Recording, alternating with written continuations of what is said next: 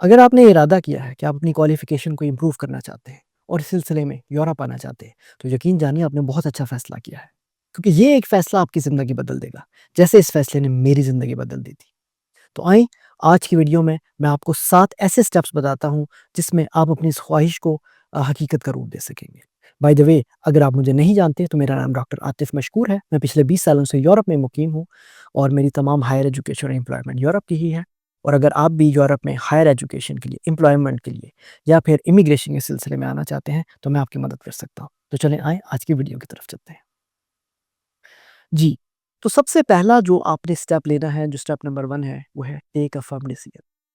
देखिए, आपको ये डिफरेंशिएट करना पड़ेगा, there is a difference between what I want and what I really want. जब मैं छोटा था तो मैं जिम जाना चाहता था। मेरी बॉडी देख के आपको लग ही रहा होगा, ये मेरी सिर्फ़ ख़्वाहिश थी। मैं कभी गया नहीं हूँ जिम। 1-2 दफ़ा मैं गया था, लेकिन हर दफ़ा फ़ीस दे के आ जाता था। दोबारा कभी जाना नहीं हुआ, क्योंकि ये सिर्फ़ मेरी ख़्वाहिश थी।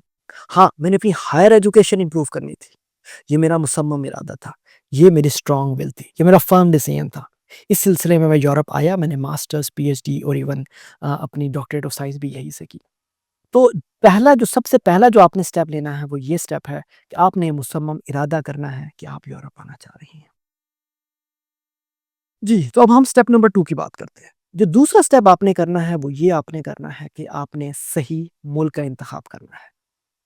देखिए, अगर आपकी जेब में पैसे हैं, अगर आपके वालिदैन आपको सपोर्ट कर सकते हैं, तो चुप करके किसी इंग्लिश स्पीकिंग कंट्री में निकल जाइए। यूके, यूएस, न्यूज़ीलैंड, ऑस्ट्रेलिया, जहाँ भी आपको अपॉर्च्युनिटी मिले वहाँ चले जाएँ। क्योंकि एक तो लैंग्वेज का बैरियर कोई नहीं होगा, डिग्री भी आसानी से हो जाएगी और बाद में चूँकि लैंग्वेज आती होगी तो जॉब भी आसानी से मिल जाएगी।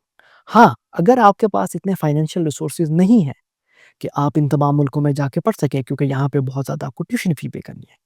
तब आपको यूरोप के किसी ऐसे मुल्क का इंतखाब करना है, जहाँ पर आप यही एजुकेशन लो ट्यूशन फ़ी के साथ हासिल कर सकें। अपनी ड्यू डिलिजेंस कर लें, आप देख लें आपको कौन-सा यूरोप का मुल्क में ज़्यादा कॉस्ट इफेक्टिव एजुकेशन मिल रही है, क्योंकि हर एक बंदे के फाइनेंशियल कंस्ट्रेंट्स डिफरेंट होते हैं। मैं 1 या 2 ऐसे लो कॉस्ट कंट्री बता देता हूँ, जहाँ पे एटलीस्ट ट्यूशन फीस इतनी ज़्यादा नहीं है। नंबर 1 उसमें ऑस्ट्रिया है और नंबर 2 उसमें जर्मनी है। लेकिन फ्रांस और इस तरह के 1-2 और मुल्क भी हैं। वो आप अपनी ड्यू डिलिजेंस कर लें। बाय द वे, अगर आपको इस सिलसिले में मज़ीद कोई इन्फॉर्मेशन चाहिए तो मुझे कमेंट कर दीजिएगा, मैं इस पे भी एक वीडियो बना दूँगा। लेकिन हम मिसाल के तौर पर ये बाकी वीडियो के लिए लेके चलते हैं कि आपने ऑस्ट्रिया को एज़ अ कंट्री चूज़ किया है। तो अब हम चलते हैं स्टेप नंबर 3 पर। तो स्टेप नंबर 3 है, वो ये है कि आपने अब मुल्क चूज़ कर लिया है, अब आपने राइट डिग्री चूज़ करनी है। देखिए, मैंने पिछली वीडियो में बात की थी, इसका लिंक मैं डिस्क्रिप्शन में भी दे दूँगा और वीडियो के आखिर में भी इसका लगा दूँगा कि किस डिग्री के लिए कौन-सा वक़्त चूज़ करना है। आप हायर एजुकेशन के लिए बैचलर्स में आ सकते हैं, मास्टर्स में आ सकते हैं या फिर पीएचडी में आ सकते हैं। लेकिन इसके तमाम डिसएडवांटेजेस भी हैं और कुछ ना कुछ एडवांटेजेस भी हैं ऑफ कोर्स। तो आपको देखना है कि आपके सिलसिले में ये कौन-सा डिसीजन ज़्यादा बेहतर है। जब आपने ये फैसला कर लिया कि आपने कौन-सी डिग्री के लिए आना है, तो अब आपने देखनी है कि आपने कौन-सी स्पेशलिटी के लिए आना है। मिसाल के तौर पे मैंने कंप्यूटर साइंस पढ़ा है। अब कंप्यूटर साइंस में बहुत सारी सब डिसिप्लिन होते हैं। जैसे कि मैं सॉफ्टवेयर इंजीनियरिंग के लिए जा सकता हूँ, मैं कंप्यूटर ग्राफिक्स में पढ़ सकता था, यूबिक्विटस कंप्यूटिंग पढ़ सकता था, आर्टिफिशियल इंटेलिजेंस पढ़ सकता था, तो बहुत सारी ऑप्शन थी मेरे पास। तो ये आपने चूज़ करना है कि आपका इंटरेस्ट किसमें है, आपकी स्पेशलिटी क्या है। अच्छा, अब हम स्टेप नंबर 4 की बात करते हैं। आपने मुल्क भी चूज़ कर लिया और आपने डिग्री भी चूज़ कर ली। अब आपने राइट यूनिवर्सिटी चूज़ करनी है। अच्छा, ये बहुत इंपॉर्टेंट स्टेप है, क्योंकि ज़रूरी नहीं जिस डिग्री को आप करना चाहते हैं, जिस स्पेशलिटी की फ़ील्ड में आप करना चाहते हैं, वो उस यूनिवर्सिटी में भी ऑफ़र हो रही हो जिसको आपने चूज़ किया है। तो आपने ऐसी यूनिवर्सिटी का इंतख़ाब करना है, जो आपकी रेलेवेंट डिग्री में वो स्पेशलिटी दे रही हो।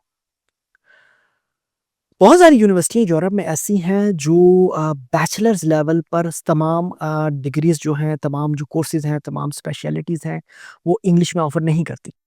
तो इस सिलसिले में अगर आप बैचलर्स के लिए आना चाहते हैं, तो हो सकता है आपको 1 या 2 साल लगा के लोकल लैंग्वेज मास्टर करनी पड़े। जैसे अगेन हम ऑस्ट्रिया की बात करते हैं, तो आपको हो सकता है जर्मन लैंग्वेज सीखनी पड़े, तब आप बैचलर्स में एनरोल हो सकते हैं।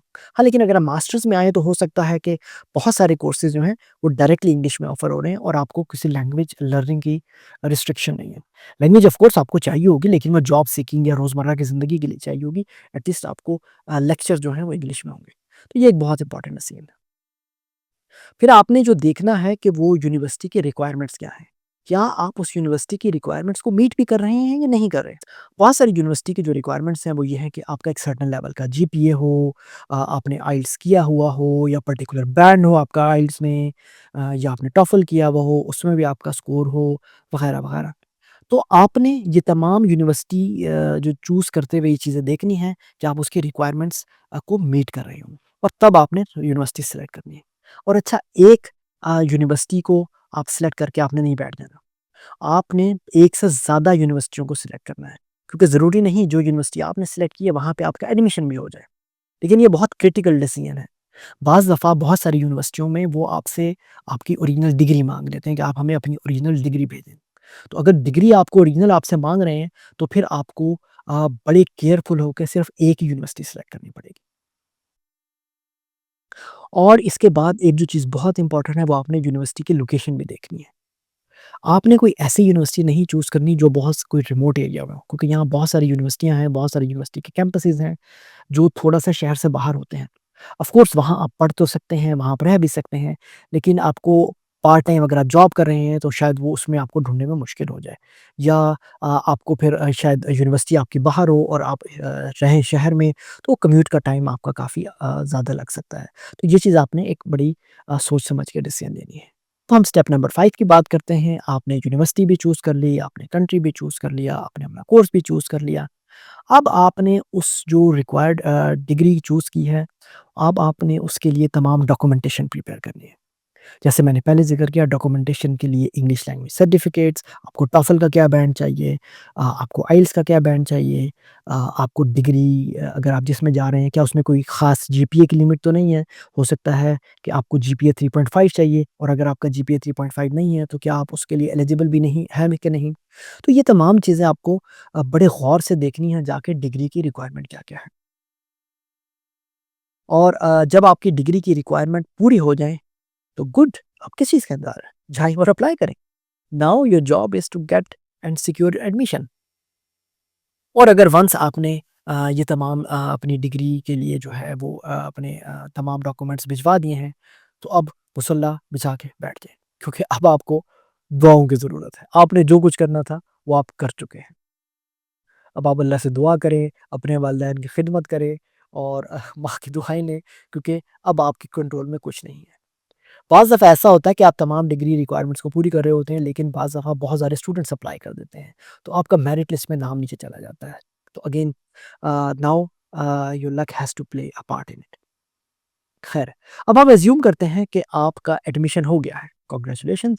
नाउ आपने अब जाकर जो देखना है, वो ये है कि वीज़े की रिक्वायरमेंट क्या है। अगर आप ऑस्ट्रिया आ रहे हैं, तो आपको एम्बेसी से अपॉइंटमेंट लेनी पड़ेगी। बहुत सारे केसेस में एम्बेसी जो पहले अपॉइंटमेंट दे दिया करती थी कि आपके पास एडमिशन लेटर है या नहीं।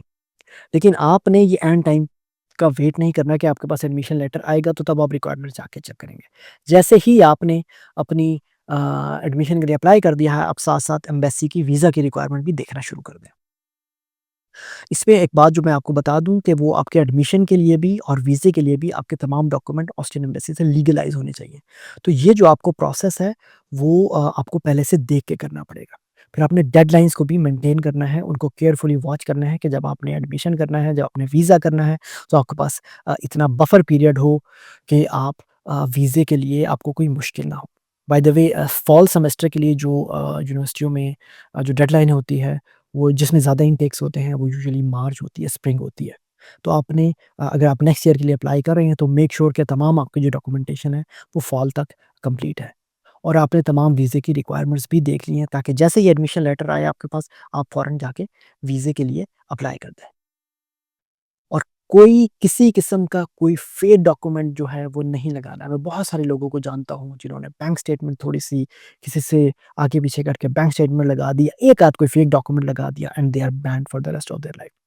तो आपने जो भी डॉक्यूमेंट भेजना है, वो हमेशा ओरिजिनल होना चाहिए, वो सर्टिफ़ाइड होना चाहिए, एचईसी से, एम्बेसी से लीगलाइज़ होना चाहिए, हायर एजुकेशन कमीशन से वेरिफाइड होना चाहिए। So always go for the authentic case. खैर, अब आपकी तमाम डॉक्यूमेंटेशन कंप्लीट है, आपने वीज़े के लिए अप्लाई कर दिया है, और अगेन अब आपको दुआओं की ज़्यादा ज़रूरत है, क्योंकि बहुत सारे ऐसे केसेस होते हैं कि आपका एडमिशन तो हो जाता है, लेकिन वीज़े के वक़्त कोई ना कोई हमसे गलती हो जाती है। हमने कोई डॉक्यूमेंट केयरफुली नहीं अप्लाई किया होता, हमने कोई फ़ील्ड केयरफुली फ़िल नहीं की होती। तो उस सिलसिले में again the luck will play even a better roll over here. खैर मैं उम्मीद करता हूँ कि आपका वीज़ा भी हो जाएगा, तो कांग्रेचुलेशंस। नाउ आपने अब तमाम जो है रिक्वायरमेंट्स हैं वो पूरी कर ली हैं। Now you are ready to come to Europe. Last जो स्टेप है, जो स्टेप 7 है, वो ये है कि just prepare for your travel. आप जिस मुल्क में आ रहे हैं, उसके कस्टम्स को देखें, उसके मौसम को देखें, वहाँ पे किस किस्म के आपको कपड़े चाहिए। सेंट्रल यूरोप और नॉर्थ यूरोप में बहुत ज़्यादा सर्दी पड़ती है। कोई गर्म कपड़े ना लाएँ, क्योंकि पाकिस्तान में जो गर्म कपड़े मिलते हैं वो यूजुअली यहाँ के लिए एडिक्वेट नहीं होते। तो वो वाले गर्म कपड़े आप यहीं से ले सकते हैं। इसके अलावा आपने जो कपड़े लाने हैं वो ले आएँ। अगर आप साउथ में आ रहे हैं तो वहाँ तो वैसे भी इतनी सर्दी होती नहीं है। मसाले-शसाले लाने की कोई ज़रूरत नहीं है। यहाँ पर आपको हर किस्म की हर फैसिलिटी मिल जाती है, हर प्रोडक्ट मिल जाती है जो पाकिस्तान में अवेलेबल है। एक जो चीज़ आपने वो ये करनी है कि आप जिस मुल्क में आपका एडमिशन हुआ है, जिस यूनिवर्सिटी में आपका एडमिशन हुआ है, उस जगह पे देखें कि लिंक्डइन पे जाके देखें, फेसबुक पे देखें, ट्विटर पे देखें, एक्स पे देखें, इंस्टाग्राम पे देखें कि वहाँ पर पहले से मौजूद पाकिस्तानी स्टूडेंट कौन-कौन से हैं। ताकि आप उनको पहले से कॉन्टैक्ट कर लें और किसी किस्म की अगर आपको हेल्प चाहिए, तो वो आपकी हेल्प कर सकें। और रूम शेयरिंग में भी वो आपको हेल्प कर सकते हैं, क्योंकि या तो आप एम्बेसी में जब जाएँगे तो आपसे पूछेंगे कि आपका अकोमोडेशन कहाँ पर है, तो उसके लिए या तो आप यूनिवर्सिटी के अकोमोडेशन जमा करा सकते हैं, या फिर अगर आपके पास किसी स्टूडेंट के साथ आप शेयर कर लें फ्लैट, अकोमोडेशन शेयर कर लें तो आपके लिए सस्ता भी होगा और वो एक लेटर आपको मिल जाएगा जो आप एम्बेसी में डॉक्यूमेंट्स में जाके जमा करा सकते हैं। तो ये 7 स्टेप हैं जिन पे आप अमल करके अपने इस ख़्वाहिश को, अपने इस इरादे को कि मैं यूरोप में हायर एजुकेशन लेना चाहता हूँ, यूरोप में अपना करियर बिल्ड करना चाहता हूँ, इस ख़्वाहिश को और इरादे को आप पूरा कर सकते हैं। ख़ैर आपके सुनने का बहुत-बहुत शुक्रिया और मुझे प्लीज़ कमेंट में बताएँ कि आपने कौन-सा मुल्क चूज़ किया है और आपने कौन-सी डिग्री चूज़ की है, कौन-सी यूनिवर्सिटी चूज़ की है और इसी सिलसिले में अगर आपको कोई मज़ीद इन्फॉर्मेशन चाहिए, तो feel free to leave a message.